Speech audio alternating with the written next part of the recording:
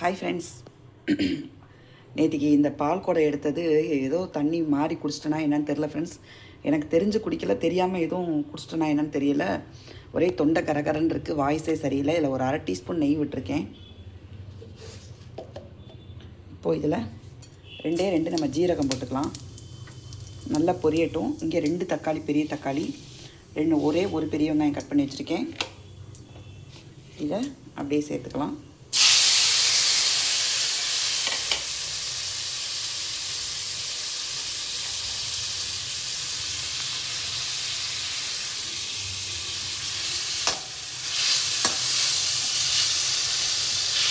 இந்த 2 தான் போட்டிருக்கேன் ஃப்ரெண்ட்ஸ். காரத்துக்கு பச்சை மிளகாய் எதுவுமே நான் போடலை. வெங்காயம் தக்காளி மட்டும்தான் போட்டிருக்கேன். ஜீரகம் வாசனைக்கு தான் போட்டிருக்கேன். கொஞ்சம் உடம்புக்கு நல்லது. ஏன்னா இப்போ ஒரு வாரமாக நான் நைட்டில் சாதம் சாப்பிட்றது கிடையாது, டிஃபன் கூட சாப்பிட்றது கிடையாது. ஏன்னா ஃப்ரூட்ஸு இந்த மாதிரி தான் சாப்பிட்றேன். சரி, உடம்பு ரொம்ப சத்து இல்லாமல் போயிடுமேன்றதுக்காக இப்போ என்ன பண்ண போகிறேன்னா பார்க்கலாம் வாங்க. இங்கே பாருங்கள், நான் பன்னீர் பாக்கெட் ஒரு பாக்கெட் இருந்தது. இது அப்படியே ஸ்லைஸாக சின்ன சின்னதாக பாருங்கள் கட் பண்ணி வச்சு தண்ணியில் போட்டிருக்கேன்.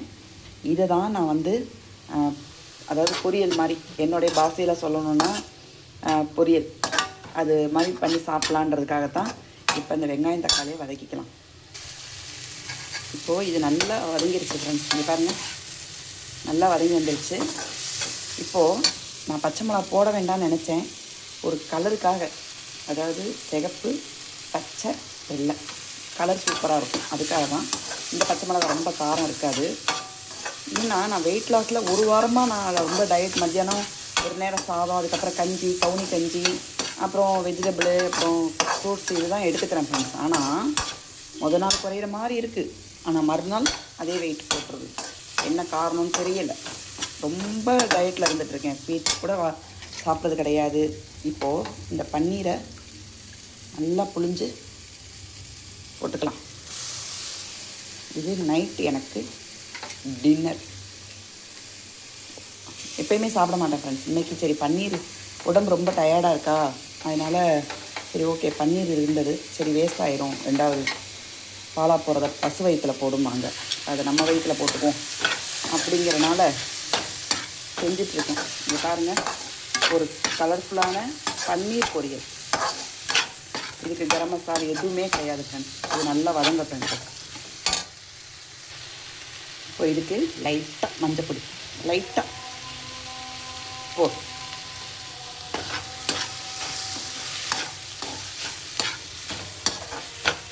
பார்க்கவே கலர்ஃபுல்லாக இருக்கா ஃப்ரெண்ட்ஸ்.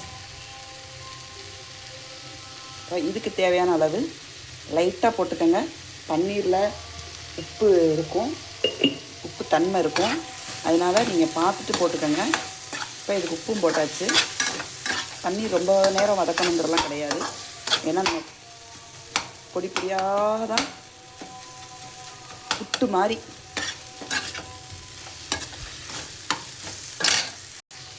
கரெக்டாக நான் வீடியோ எடுத்துகிட்ருக்கேன் ஃப்ரெண்ட்ஸ். இங்கே பாருங்கள் பக்கத்தில் எல்லாம். அதாவது மத்தியானமும் அப்படி தான். அதனால தான் நான் சில சமயம் வாய்ஸ் ஓவர் கொடுப்பேன். இங்கே பாருங்கள், இப்போ உங்களுக்கு சவுண்டு கேட்குதா?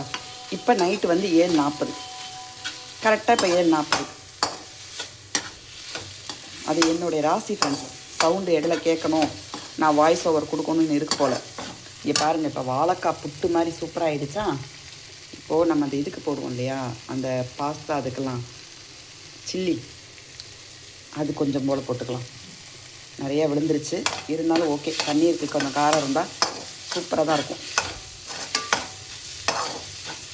இது எனக்கு மட்டும்தான் ஃப்ரெண்ட்ஸு, அவங்க கொஞ்சம் எடுத்துப்பாங்க. ஆனால் எனக்கு இதுதான் டின்னர். லைட்டாக பெப்பர் பொடி, ஜீரணம் ஆகாத மாதிரி இருக்குது கொஞ்சம், அதனால் பெப்பர் பொடியும் போட்டுப்போம், நல்லாயிருக்கும்.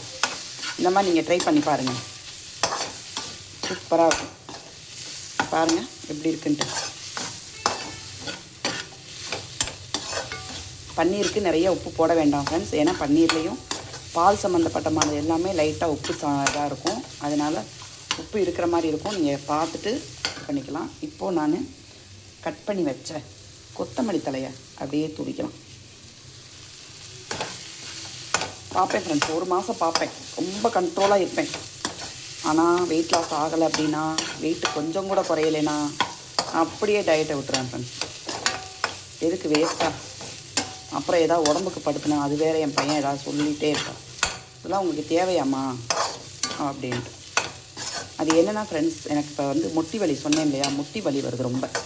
நேற்றுக்கு நான் பால் குடம் எடுக்கும்போதே எனக்கு வந்து நடக்கவே முடியல. நானாக இது நடக்கிறேன் அப்படின்னு ஒரு மாதிரி ஆயிடுச்சு, சாஞ்சு அது ஒரு மாதிரி நடக்கிறேன். நடக்க முடியாதவங்க நடப்பாங்க இல்லையா, அந்த மாதிரி எனக்கு ரொம்ப ஃபீல் ஆகிடுச்சு. எனக்கு திரும்பவும் சொல்கிறேன், இது அழகுக்காகவோ இல்லை அந்த மாதிரிலாம் இல்லை, இது என்னுடைய உடல் சம்மந்தமாக நல்லா இருக்கணும், ஆரோக்கியமாக இருக்கணுன்றதுக்காக தான் நான் வெயிட் லாஸ் பண்ணிகிட்ருக்கேன்.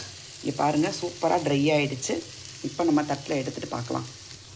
அவ்வளோதான் ஃப்ரெண்ட்ஸ், அது பார்த்துட்டேன். இங்கே பாருங்கள் ஃப்ரெண்ட்ஸ், சூப்பராக ஒரு பன்னீர் பொடி மாஸ். இங்கே பாருங்கள், சூப்பராக கலர்ஃபுல்லாக இருக்கா. இந்த மாதிரி நீங்களும் செஞ்சு சாப்பிட்டு பாருங்கள், சூப்பராக இருக்கும். ட்ரை பண்ணி பாருங்கள். இதை நான் 2வது டைமாக நான் ட்ரை பண்ணுறேன். ஃபஸ்ட் டைம் நம்ம செய்யும்போது நான் போடலை. ஓகே, இதை போட்டுருவோம் அப்படின்ட்டு தான். இதே மாதிரி நீங்களும் செஞ்சு பாருங்கள். எப்போ பார்த்தாலும் அந்த பன்னீர் கிரேவி, பன்னீர் அந்த டிக்கா மாதிரி பண்ணுறது, பன்னீர் ஃப்ரை பண்ணி பண்ணுறது, அதெல்லாம் ஆயில் சேர்ந்துருக்குல்ல. இதில் வந்து ஆயிலே சேரல, 1/2 டீஸ்பூன் தான் நெய் விட்டு வதக்கியிருக்கேன். ஓகே ஃப்ரெண்ட்ஸ், இந்த பன்னீர் பொடி மாஸ் அப்படி வச்சுக்கலாம் பேர், பன்னீர் பொடி மாஸ். இந்த மாதிரி செஞ்சு சாப்பிட்டு பாருங்கள். சாப்பிட்டு எப்படி இருக்குன்னு சொல்லுங்கள். Thank you friends.